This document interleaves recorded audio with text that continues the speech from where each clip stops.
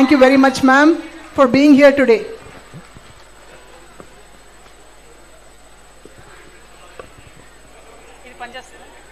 జై తెలంగాణ. తెలంగాణ వాళ్ళు లేరా ఇక్కడ? ఉన్నారా? జై తెలంగాణ. అందరు స్టూడెంట్స్ ఉన్నారా? ఒకసారి ఓ వేసుకోండి. Thank you.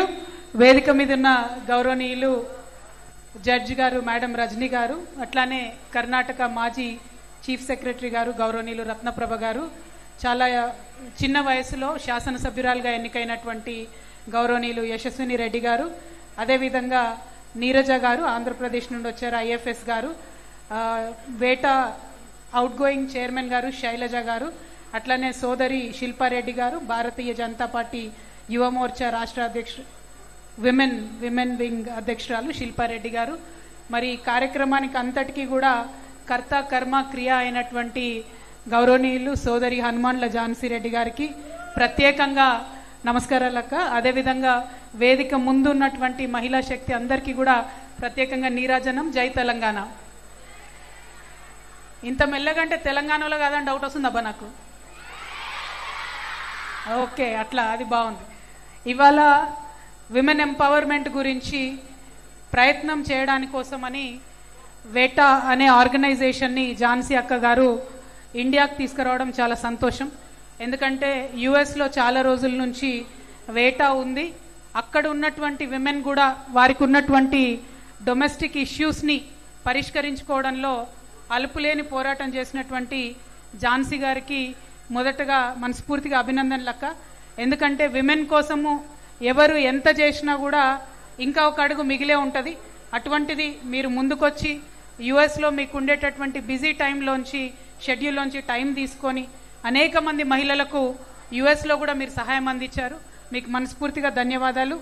ఇవాళ ఒక మంచి ఉన్నతమైన లక్ష్యంతో ఇండియాలో కూడా ఉన్నటువంటి అనేక మంది మహిళలకు ఒక ఆంటర్ప్రెన్యూర్షిప్ స్కిల్ నేర్పించాలి, మహిళలను వ్యాపారవేత్తలుగా పారిశ్రామికవేత్తలుగా 10 మందికి ఉద్యోగాలు ఇచ్చేటటువంటి ఒక మహిళా పారిశ్రామికవేత్తలుగా తయారు చేయడానికి ఝాన్సీ అక్క గారు చేస్తున్నటువంటి ఈ ప్రయత్నాన్ని మనస్ఫూర్తిగా ఒక మహిళా ప్రజాప్రతినిధిగా ఉన్నటువంటి నేను, మరి వాళ్ళ ఒక పొలిటికల్ పార్టీ పెట్టినటువంటి నేను మనస్ఫూర్తిగా అభినందిస్తూ ఉన్నాను. ఈ వేదికకు రాజకీయాలతో సంబంధం లేకుండా అన్ని రాష్ట్రాల నుంచి అన్ని పార్టీల నుంచి మహిళలు ఇక్కడికి వచ్చారంటేనే దీని యొక్క ఇంపార్టెన్స్ అందరం కూడా అర్థం చేసుకోవాలి. ఎందుకంటే మహిళలు అంటే మనదంతా ఒకటే కులం, మనకు పార్టీలతో సంబంధం లేదు, కులాలతో సంబంధం లేదు, మతాలతో సంబంధం లేదు.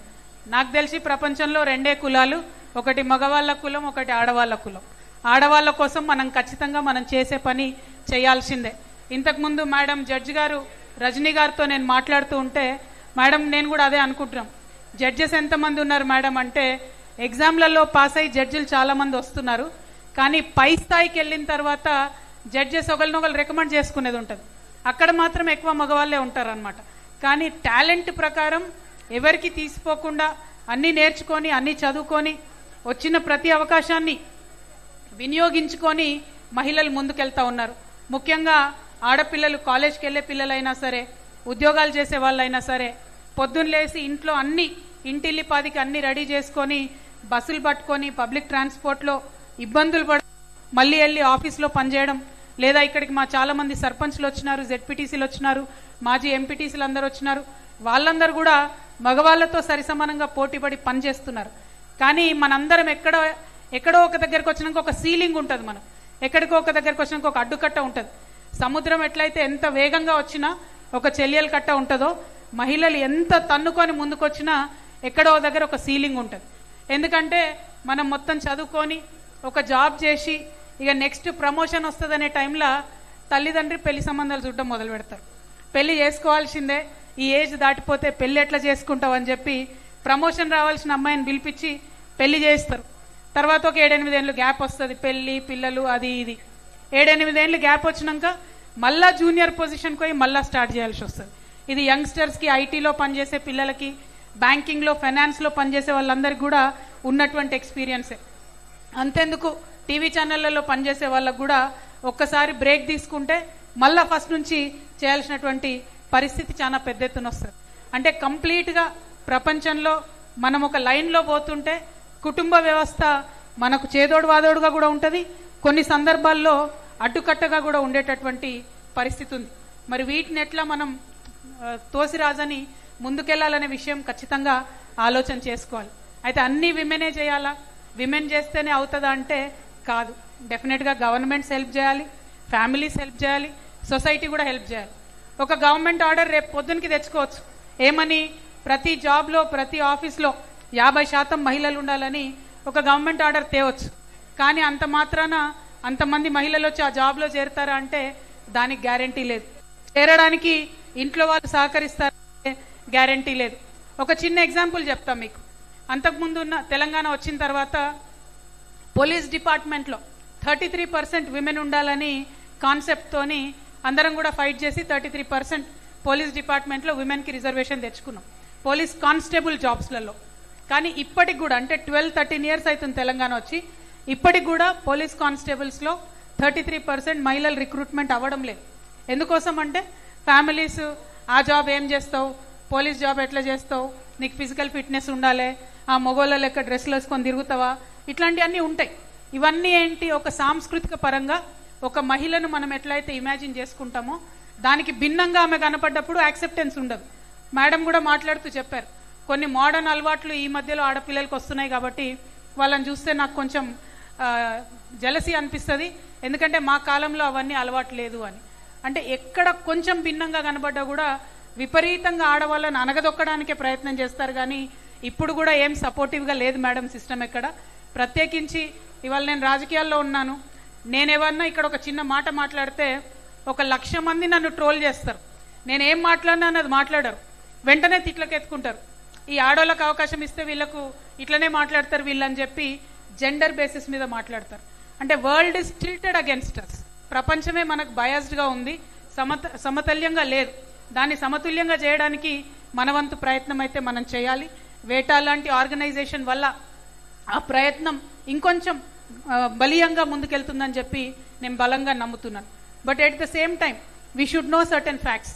ఈ రోజు కూడా టిల్ టుడే తెలంగాణలో 2026వ సంవత్సరంలో గ్రామాలలో పెళ్ళైనటువంటి టీనేజ్ మదర్స్ అంటే 15 to 19 ఇయర్స్ మధ్యలో పెళ్ళయి ప్రెగ్నెన్సీ వచ్చి అమ్మలైనటువంటి వాళ్ళ సంఖ్య 7.2% ఉంది.